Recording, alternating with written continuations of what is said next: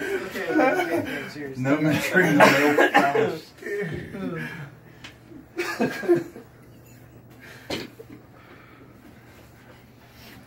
All right, so you're considering buying a new car, don't know what to get, and you want to do something safe for the environment. Lots of people do. You get focused on fuel economy, so you're thinking about getting a hybrid.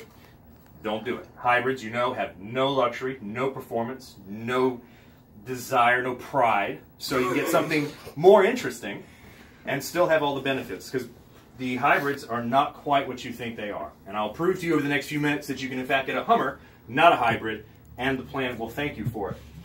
I have some questions. You get a hybrid because you want to save the planet. And the universal representative of that planet is, in fact, of course, the polar bear. We'll start off with what the hybrid hangs its hat on, fuel economy. If you drive around town tootling at 2 miles an hour like there's eggshells underneath your gas pedal, then yes, you do get better fuel mileage than a large V8 like a Hummer. However, if you go at highway speeds, anything over 50 miles an hour, then the electric motor shuts off completely.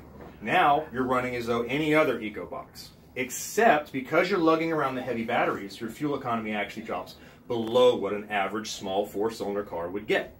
And if you start talking about going at highway speeds like we know them, 70 if somebody's watching, 85 if they're not, then the fuel mileage actually gets worse than a much more interesting car. Top Gear UK did a study where they had a Prius run around a 1.5 mile racetrack, 15 laps, followed by a BMW M3, 400 horsepower V8, and at the end of those laps, the Beamer actually got better fuel mileage because the Prius was having to work so much harder to drive at anything relative to an interesting speed.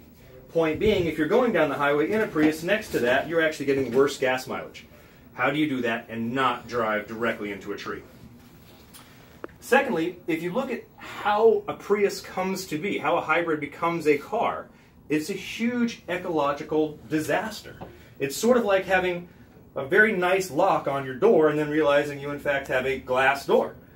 When you take a step back and look at the whole picture, you realize the entire system is completely flawed. And at the end of the day, you'll be driving a hybrid, which nobody wants to drive. They all sort of look like something Sheldon would drive to science class. First and foremost, you have the batteries, which have always been an ecological problem. Any sort of battery is a problem. You're not even supposed to throw them in the trash. A hybrid utilizes a very large nickel battery, which is terrible to get rid of. It's very expensive to get disposed of, and it's an ecological problem in of itself. Then you have the process of making the battery. That is an actual nickel mine in Canada, which is causing areas of Canada to have acid rain. Canada has acid rain. It's one of the cleanest, whitest places that we know with snowy mountains. It has acid rain. The polar bears are furious.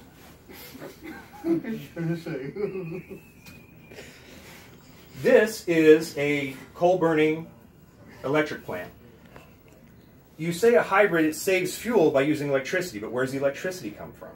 More than 85% of electric grids in the United States use coal-burning plants like this.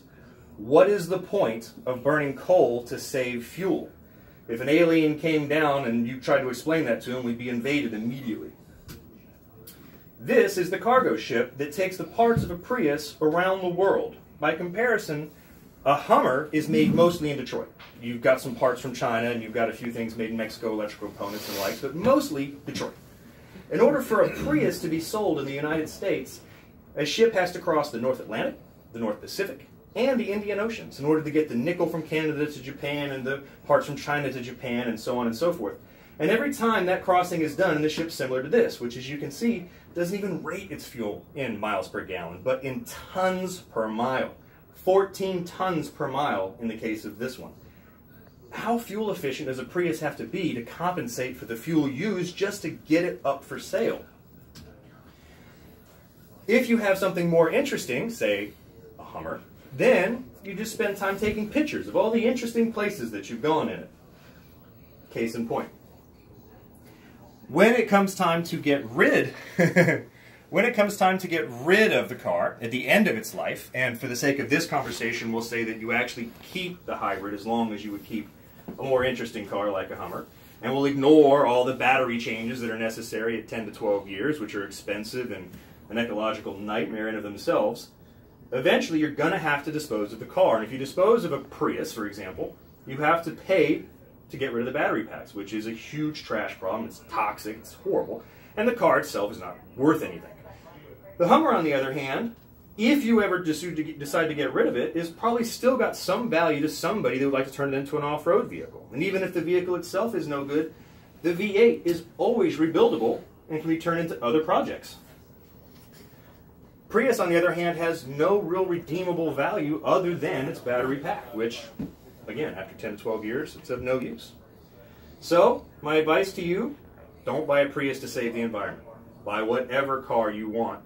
It's more interesting, you'll enjoy it more, and at the end of the day, the polar bears will thank you. So, as I said at the beginning, Hummers, not hybrids. Thank you very much for your time. Show the audience one more time.